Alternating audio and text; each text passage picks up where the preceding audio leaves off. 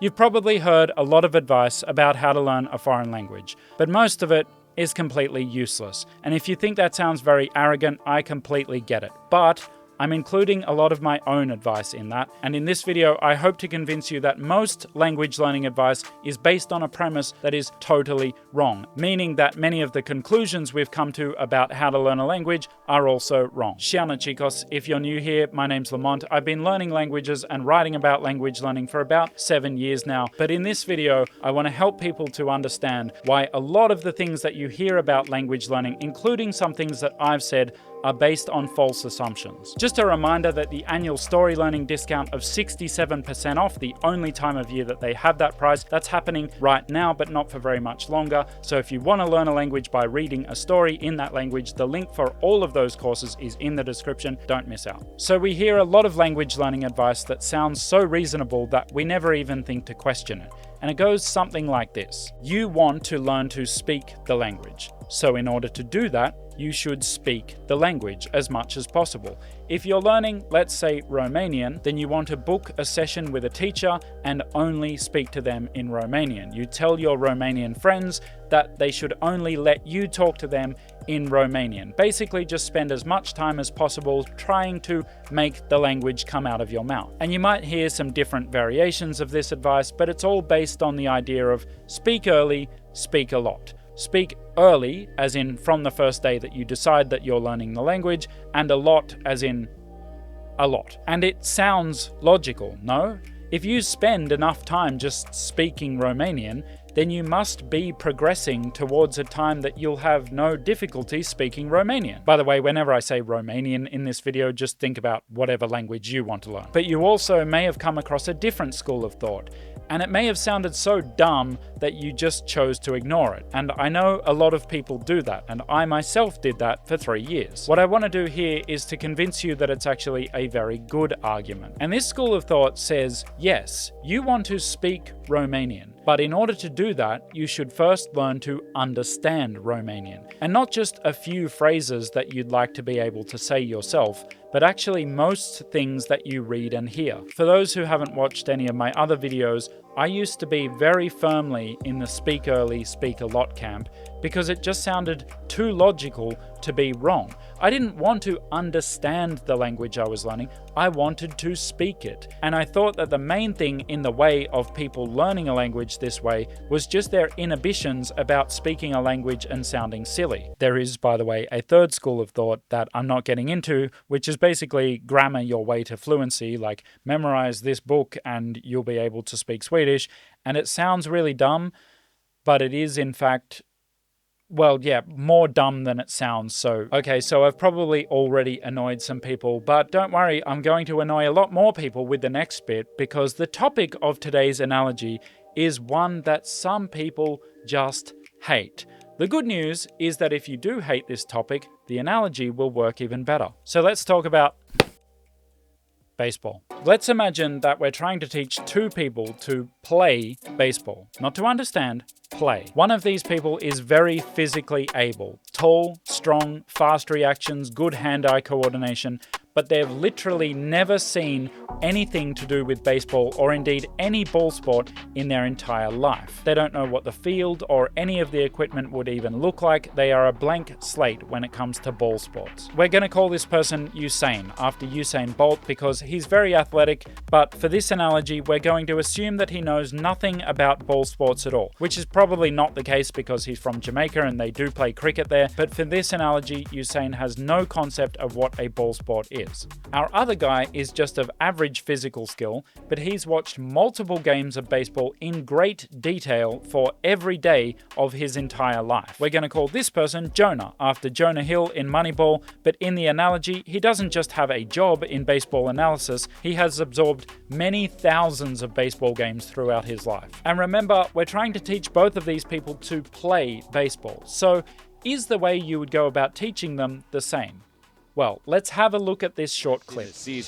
Dodgers have the first two on in the bottom of the ninth. Smith on third, Edman on first. Into center field, base hit. 3 hits in a row to start the ninth.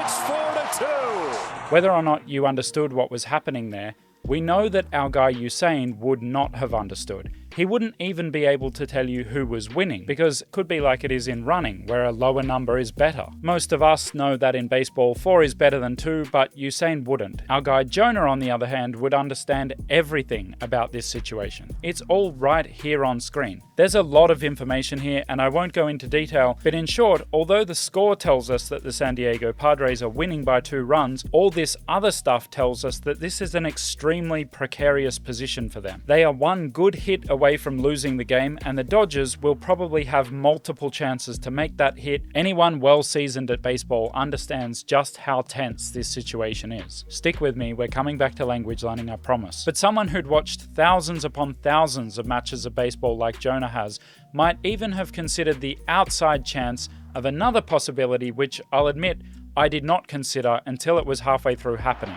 0-1. Swinging away, ground ball to Machado. He hits third, that's 1. Goes to second in time, on to first, a triple play, and the ball game is over. Por cierto, 2 dobles matanzas hoy. Cuadro se queda atrás, Chori segunda. Lanzamiento, rola por tercera, Machado toma, pisa. 1 a segunda, 2 a primera. ¡Triple play! ¡Se acabó el juego! ¡Qué cierre! ¡Peliculesco! As I'm sure most of you will have guessed by now if you didn't already know, that's what's called a triple play, and they are very rare, and incredibly rare is one that ends the game.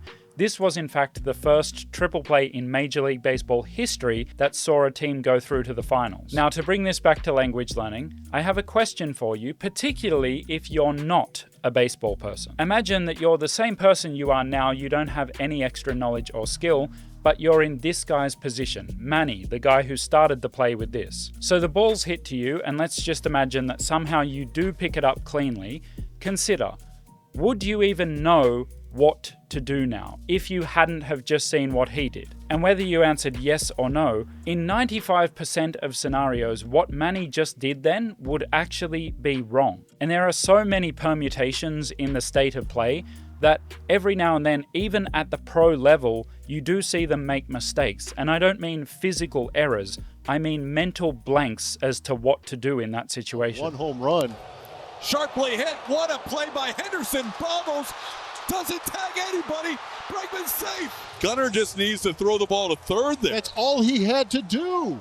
For the non-baseball people, this is one such error. The player shows great agility to even stop the ball, but then gets stuck deciding between a few different options that he has, and so misses out on all of them. The weirdest and wildest stuff happens every night in baseball. So we've got a lot of permutations as to what goes where, why, and in which order.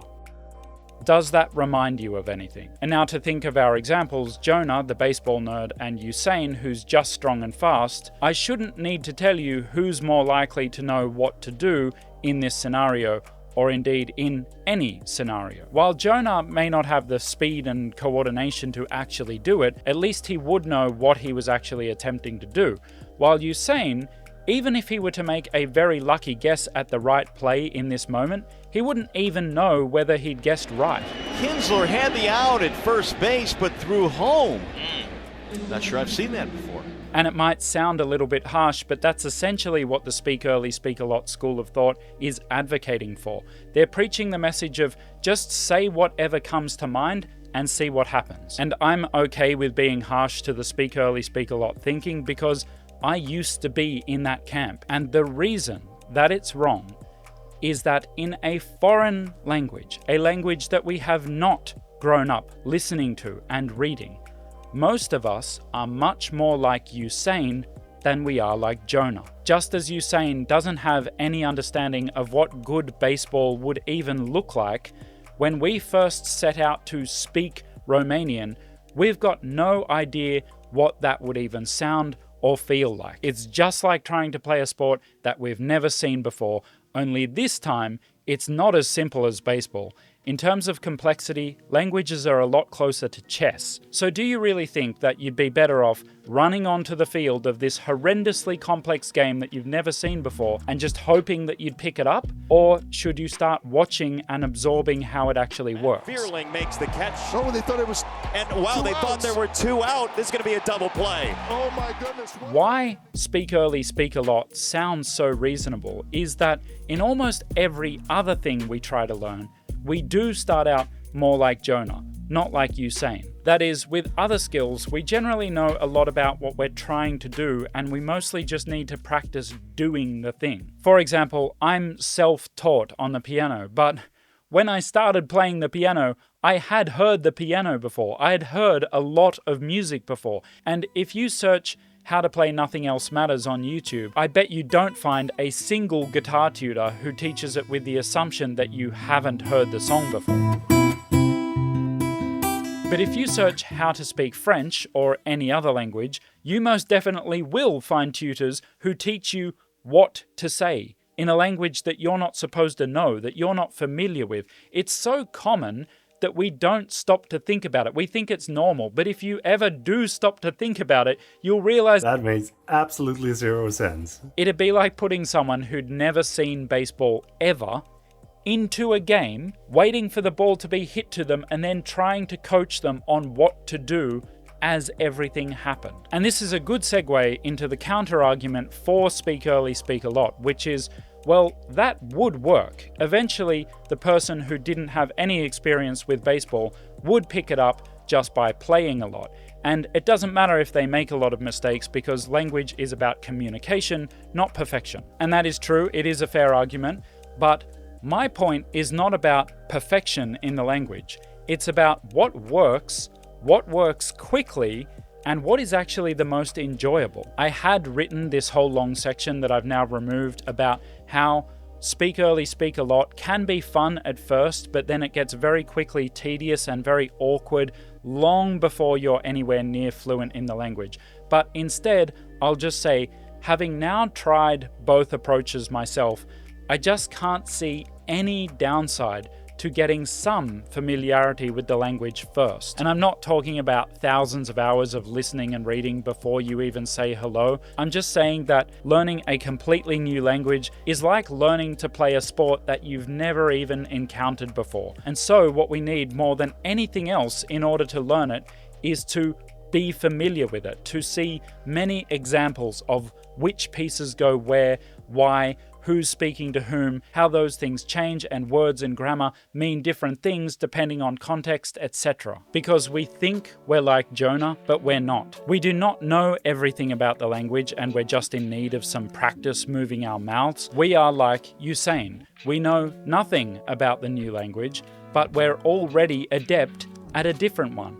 Our native language. Learning to speak a different language, that is, to make the mouth movements necessary to produce that language, is not the primary difficulty in learning a foreign language. It's not that hard, Scott. The primary difficulty is the fact that we just don't understand what the pieces of that language are, where they go, how they move, why. It's incredibly hard. With most other skills, we know what we're trying to do, and we just need the practice of actually doing the thing. But with learning a foreign language, we don't know what we are trying to do, and so we can't practice how to do it. So before you start practicing how to do it, you want to learn to understand the spoken and written language so that when you practice how to do it, you can practice properly. And if you need something to ease you into content made for native speakers, don't forget that StoryLearning deal. Just a few more days left at that price. Link in the description.